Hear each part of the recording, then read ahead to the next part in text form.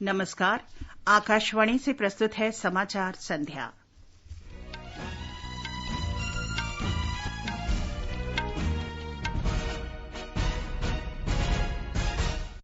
प्रधानमंत्री नरेंद्र मोदी ने कहा, हारना मानव को मंजूर नहीं, सतर्क रहते हुए हमें बचना भी है और आगे भी बढ़ना है।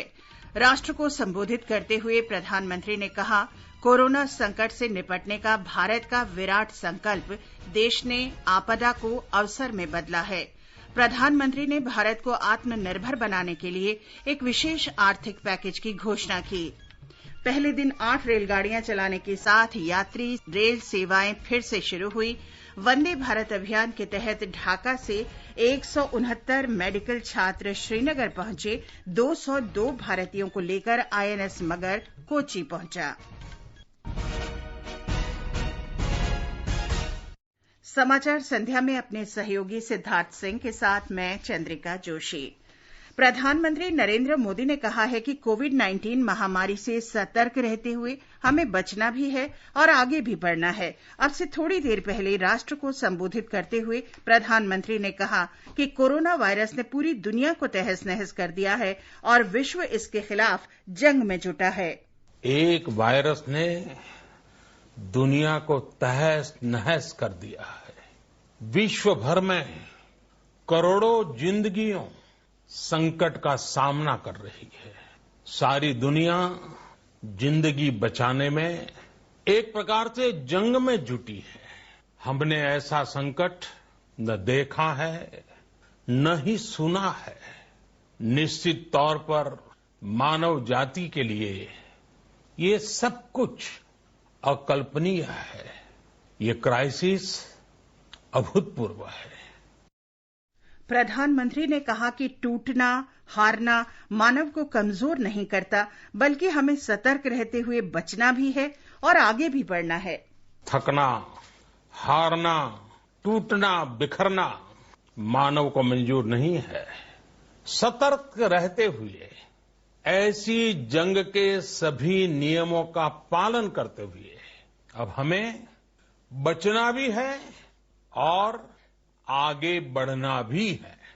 आज जब दुनिया संकट में है, तब हमें अपना संकल्प और मजबूत करना होगा। हमारा संकल्प इस संकट से भी विराट होगा। प्रधानमंत्री मोदी ने कहा कि 21वीं सदी भारत की हो, ये हमारा सपना ही नहीं बल्कि जिम्मेदारी भी है। इसके लिए एक ही रास्ता है, भारत को आत्मनिर्भर बनाना।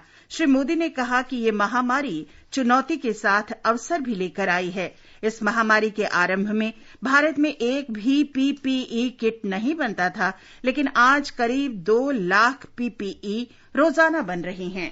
आज स्थिति ये है कि भारत में ही हर रोज 2 लाख PPE और 2 लाख N95 मास्क बनाए जा रहे हैं।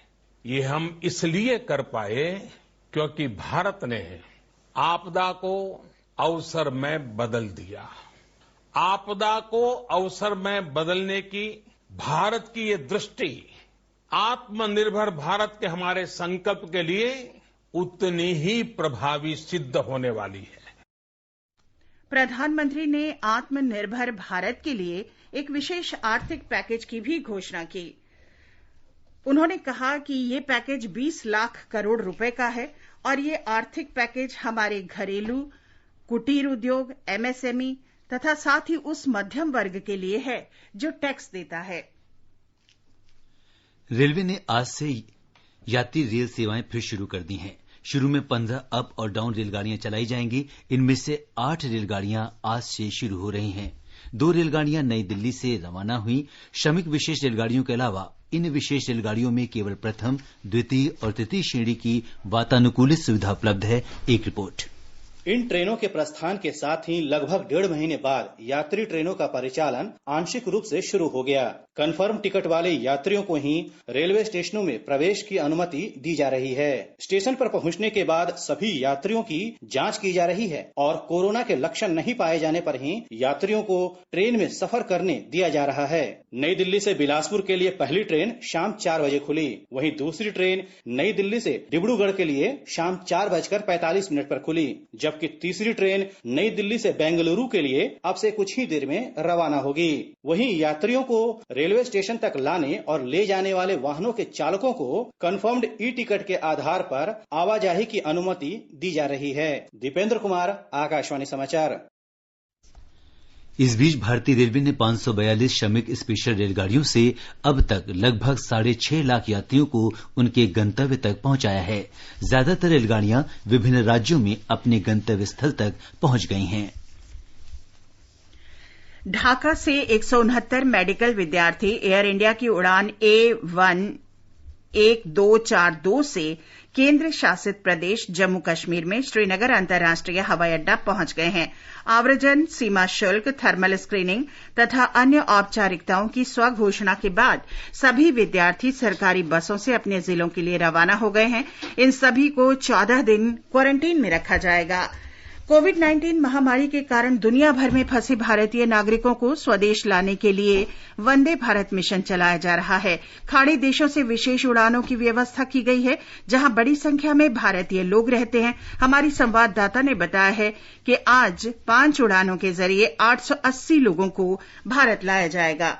वंदे भारत मिशन का छठा दिन दुबई, मस्कट, दमाम और दोहा से 5 विशेष विमान लगभग 900 यात्रियों के साथ भारत के लिए रवाना हो गया। दुबई से आज एक विमान कन्नौर और दूसरा विमान मैंगलोर की ओर प्रस्थान किया। इन 2 विशेष विमानों में लगभग 60 गर्भवती महिलाएं, 100 से भी अधिक श्रमिक, 65 मेडिकल इमरजेंसी के मामले, बुजुर्गों, छात्रों और कुछ फंसे हुए पर्यटकों को भेजा गया।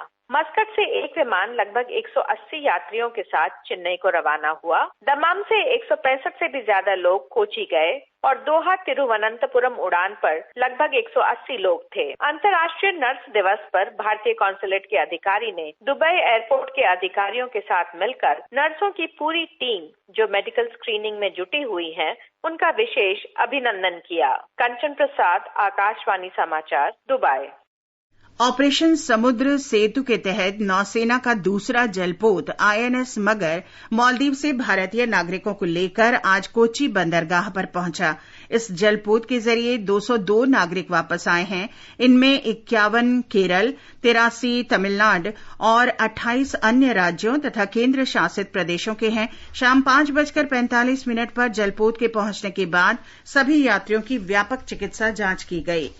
स्वास्थ्य मंत्री डॉक्टर हर्षवर्धन ने आज हिमाचल प्रदेश, उत्तराखंड, जम्मू कश्मीर और लद्दाख से कोविड-19 प्रबंधन के संबंध में बातचीत की और महामारी से निपटने की तैयारियों की समीक्षा की। उन्होंने बताया कि संक्रमित व्यक्तियों के दोगुना होने की गति पिछले 14 दिन पहले 10.9 थी, जो सुधरकर पिछले 3 दिन में 12.2 हो गई है। डॉक्टर हर्षवर्धन ने कहा कि जांच क्षमता बढ़कर 1 लाख जांच प्रतिदिन हो गई है। हम 1 लाख टेस्ट प्रतिदिन करने की जो हमारी कैपेसिटी, जिसको हम 31 मई तक बिल्ड करना चाहते थे, वो हम ऑलरेडी बिल्ड कर चुके हैं। और इस समय हमारी 347 गवर्नमेंट की लैब्स और 137 प्राइवेट लैब्स, यानी ये कुल मिला के 484 लैब्स हम इस समय पूरे भारत के अंदर जो है उसमें ये टेस्टिंग कर रहे हैं।